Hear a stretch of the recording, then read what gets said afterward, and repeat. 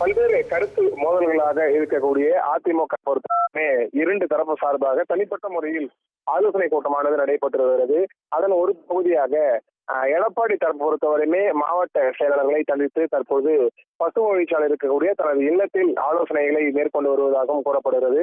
அந்த வகையில் தற்போது பார்த்தமென்றால் காலை முதலிருந்தே பல்வேறு முக்கிய பிரதிநிதிகள் எடப்பாடி இல்லத்திற்கு வருகை தந்து வரக்கூடிய நிலையில் மீண்டும் பார்த்தோம் முன்னாள் அமைச்சர்களும் முன்னாள் சட்டமன்ற உறுப்பினர்களும் வருகை தந்திருந்தார்கள். குறிப்பாக உதயகுமார், தளவாய் சுந்தரம், கேபு முனுசாமி, OS மரியன் உள்ளிட்டோர் தற்பொழுது எடப்பாடியிடம் ஆலோசனை மேற்கொள்ளப்பட்டு வருவதாகவும் கூறப்படுகிறது. ஏனென்றால் மாவட்ட செயலாளர்கள் கூட்டம் பொறுத்தவரையுமே கடந்த 2 நாட்களாக தொடர்ந்து நடைபெற்று வருகிறது. அதன் ஒரு பகுதியாக இன்றுமே இந்த மாவட்ட செயலாளர்கள் கூட்டமானது தொடர்ந்து நடைபெற்று வருகிறது. இந்த கூட்டம் எதற்காக நடைபெறுவது என்று பார்த்தோம் என்றால், இந்த அதிமுக பொறுத்தவரையுமே இரு அணிகளாக பிரிந்து செயல்பட்டு வரக்கூடிய நிலையில் அதிமுகவில் சட்டமன்ற குழு தலைவர் யார், மேலும் இந்த அதிமுக கொறடா யார் என்பது குறித்து அதிகாரப்பூர்வ அறிவிப்பதற்கான நடவடிக்கை எல்லாம் தொடர்ந்து சிறப்பாக இருக்கக்கூடிய நிலையில் பொதுச் செயலாளர் நியமிக்கக்கூடிய நபர்கள் தான் கொறடா மற்றும் தலைவராக இருக்க முடியும் என எடப்பாடி தரப்பு கூறப்படுகிறது.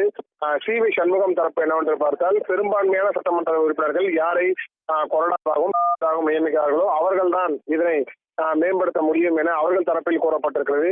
அந்த வகையில் தான் எடப்பாடியா இல்லை கேபு முனுசாமியா என்பது குறித்து தொடர்ந்து ஆலோசனை மேற்கொள்ளப்பட்டு வரக்கூடிய நிலையில் இந்த அடுத்த கட்ட நகர்வுகள் குறித்து எடப்பாடி பழனிசாமி மாவட்ட செயலாளர்களிடம் ஆலோசனை மேற்கொண்டு வருகிறார். அந்த வகையில் சட்ட ரீதியாக இந்த செயல்பாடுகளை நாம் எதிர்கொள்ளலாமா, இல்லை சபாநாயகரிடம் மீண்டும் மனு அளித்து எதிர்கொள்ளலாமா என்பது குறித்து ஆலோசனை மேற்கொள்ளப்படுகிறது.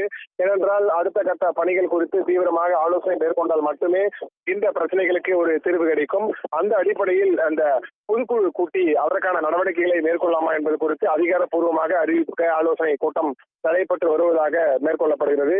அந்த அடிப்படையில் ஒரு பக்கம் அவர்கள் மாவட்ட செயலாளர்கள் ஆலோசனை கூட்டம் நடைபெற்று வரக்கூடிய நிலையில் CV சண்முகம் தரப்பில் பார்த்தோம் என்றால் மீண்டும் சபாநாயகரை சந்திப்பதற்காக முக்கிய சட்டமன்ற உறுப்பினர்கள் தலைமைச் செயலகம் சென்று சபாநாயகரை மேற்கொண்டு வருகின்றனர். குறிப்பாக அதிமுக முன்னாள் அமைச்சர் CV சண்முகம் ஆதரவாளர்களாக இருக்கக்கூடிய விஜயபாஸ்கர் மற்றும் SP வேலுமணி உள்ளிட்ட முக்கிய சட்டமன்ற உறுப்பினர்கள் மீண்டும் சபாநாயகர் பிரபாகரனை சந்தித்து பெரும்பான்மையான உறுப்பினர்கள் எங்களிடம்தான் உள்ளார்கள். அந்த வகையில் பெரும்பான்மையான சட்டமன்ற உறுப்பினர்கள் அறிவிக்கக்கூடிய நபர்களை தான் சட்டமன்ற குழு தலைவராகவும் மேலும் கொறடாவாகவும் நியமிக்க வேண்டும் என அவர்களும் வலியுறுத்தி வருகின்றனர்.